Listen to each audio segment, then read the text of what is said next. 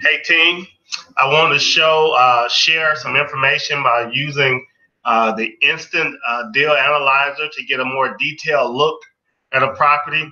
I'm going to use a case study of a property that I had to deal with today and as an example of how to use the instant deal analyzer to get more information, right? So you know that once we get a MAO, which is our maximum allowable offer, that's within 20% of the asking price, we're going to dig a little deeper, do a deep dive, and get comps to give us a little bit more accuracy for that area so that we can be sure that the offer we make is on point and based on that particular neighborhood and not just the zip code. Okay, so I have here Elmwood as a example. Now, this is a recreated one. That's why I have Elmwood 2 because I've already made the adjustment in the original submission. All right, so first thing I come down here, notice is a 2-1. It's in a 30318 area code. In this area code, it shows that average price is 185 square feet and that this property ARV is 225, giving us a buy price of $111,000. The asking price is $78,000. I put it, this is a $50,000 rehab that's based on this being a heavy rehab for the area. So this gives us a buy price that's actually higher than the asking price. And you would say, Eureka, bingo, we're in there in a good place for this. But that drives me to want to do a higher analysis, okay? And how you do that is you come down here and you put in comps for sold comps, pending, and active, okay? Sold comps allow you to see what's sold over the last year. Now, what's the real square footage for that neighborhood, not just the zip code. Pending give you an idea, especially if you're going to, if this is a fix and flip deal, if it wasn't a wholesale deal for us, it'll really let us know, well, what's selling over the next few months that's going to be comps when it's time for us to sell the house once it's been rehabbed. Then active comps kind of let you know what's going on in the neighborhood right now. To save time, what I did, I actually recreated this one to show you that, and I've already solved the questions in the original submission. So let's take a look at that in our instant deal analyzer. So the original here was Elmwood Road, this one, okay? And I'm going to scroll down. You can see that I put comps in here below for the actives and for the pending, for the sold, right? So one of the first things I do is I go to a website to analyze the deal. So one of my new favorite ones is Redfin. So I go here and Redfin shows, the first thing I noticed here, Redfin shows the square footage at 1232. It was listed in the original submission higher than that. So then I want to just verify that without having to create a new property listing in ReallyFlow. I go quickly here to Trulia, and I see also that Trulia have it at a 1232. So the first thing I do in the deal analyzer here is adjust the square footage. All right. So then I want to look at similar properties within 500 square foot of this property, higher or lower. Again, Redfin is my first go-to right now. I go to Redfin, I scroll down, and it gives me right away the properties it used to make estimates, right? These properties are similar in square footage, similar in build, and near the property. So the first one I used was Lake Avenue. Holly, I skipped Holly because I didn't see a square footage there for Holly. So I just skipped that one. And it looks like they're adding them. This is a new one since earlier. But this one, I can click on it and see what's happening with this one. But because of the sales price, I think it's not a rehab. I'm not going to spend time on this video to go through that one. This one's at 140. This is definitely a property that's fixed up in this neighborhood. To check that, I can click on this, see what comes up. You can see that when it was sold back in February, rare opportunity, fireplace. It's rented. So it's on the street and it's sold for that amount. So that would be a good one, right? So you can see that you have to be selective in your comps, but you can choose comps that's in the neighborhood.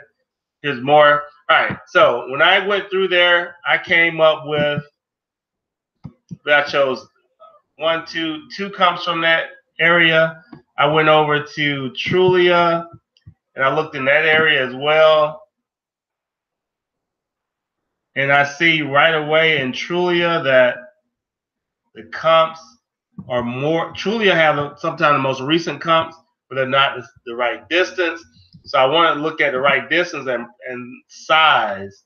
So when I look at that in Trulia, let's see what we have here. These are comparable sales. You'll see. Okay. Oh, they actually updated this since I looked at this last. That's interesting. This is 507 Elmwood. Okay. They had a property in there that was selling for way too much, but they've taken it out, it seems to be, and added a different one. But this is 3 miles away.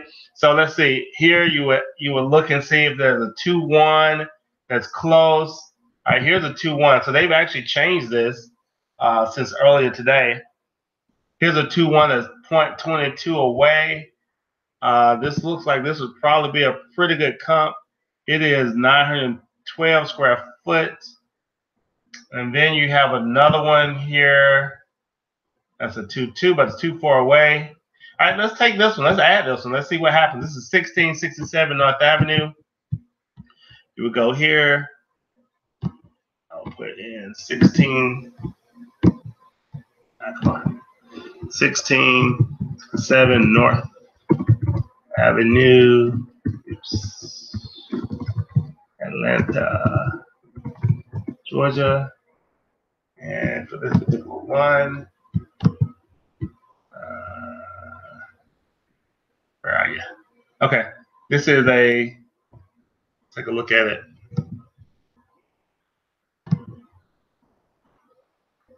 All right, decent looking house, fixed up. You can see that. All right, and the comps there are not too far away. Okay, so this one sold on February 28th for $193,900.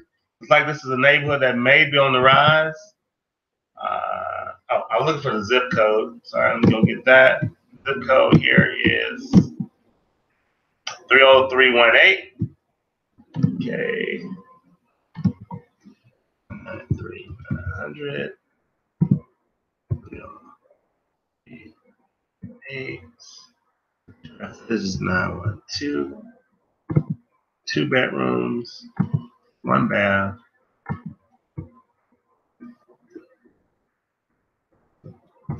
February 28th, 2019. So this is a similar property. Great. All right. So with that, you can get an idea of what's selling. Now, this is the most similar property. And one thing we want to notice, though, is it's selling for more square footage than the 3-1s and 3-2s. We kind of have to figure out what is causing that to happen. So we went from like a 125 square foot sales price to 142.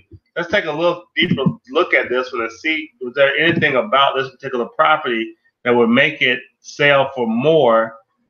I do see that it isn't although it's close, it looks like it's in a little bit of a different neighborhood for the comps that's being used. But you can see it's a pretty small house. It's really done well. It's done. This is a very nice house. Square footage is small. Okay. But I still would say this is a comparable comp for the property that we have. And this one's actually has a deck on it. It's a little smaller. Okay. So we will use a heavy on this one. Will bring us to 50,000. Right here, the square footage at 142 would be a good average of that. Now you can see what's pending and active. The actives are selling for a little less for 4-2s and 3-2s. I'm a little skeptical to go as high as 142 square foot For average sold, well, let's take a look what we have. So I think I had scheduled down to 138 at the time. Let's take a look by adding that one. If you take a average of all the properties that have sold, the average price, I don't have my Excel up. I'm doing my calculator. 206, 123 plus 1110 plus 195 plus 170 plus now the 193 divided by 1, 2, 3, 4, 5. You get an average price about 174. This one sold for 213. With the square footage on the one we have, which is a little larger, let's go with 174. So to get this at 174, we'll just up this sales price per square foot to, let's see, 174 brings it to that 142. And that is about the average we have here. So I feel comfortable in that range between 138 and 142. I had it at 138 because prior to adding that new comp, the square footage price was around 138, 140. So this will give us a ARV of 174, close to 175, with a heavy rehab at 50, and it gives us an offer price around 58,000 for that one. I think the asking price is 78,000. So whenever you do the detailed analysis and you come within 20%, this is a way of actually seeing what's the specific neighborhood doing, right? This is the way to actually drill down and get a better cost per square foot. If you remember the first one we looked at, it was a lot higher. It had this house with a lot higher ARV. You would need to drill down anytime you're within 20% of the asking price. In this case, the asking price of 78,000, to make sure you're actually looking at apples to apples, right? I'm a little bit skeptical of this one, but I made the adjustment to come closer to the 193. It's between 170 and 193. This is a smaller property, so that's why I was willing to go up to the 142 to bring it closer to this one. So look at it that way. You're going to look at the average sales price and see see what square foot it'll come up to get it to the average sales price, or you're going to look at the average square footage price and put it in to see can you get it close to what the average sale price was. It's an adjustment game based on what you're seeing in that neighborhood. So anytime you're within 20%, don't just go with the number you see.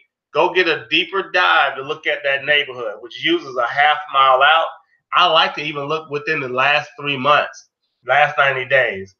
Sometimes that's not available, depends on the neighborhood you're in. So you just want to dive as far as you can and find out what the decent comp will be. In this case, it adjusted our buy price down to something that fits a little bit closer to what's going on in that street and not just that zip code. Okay, I hope this helped everybody. It definitely helped me to really work out that detail today. Guys, just remember, take action, all right? Get involved. Use these tools to find deals. All right, let's go, team.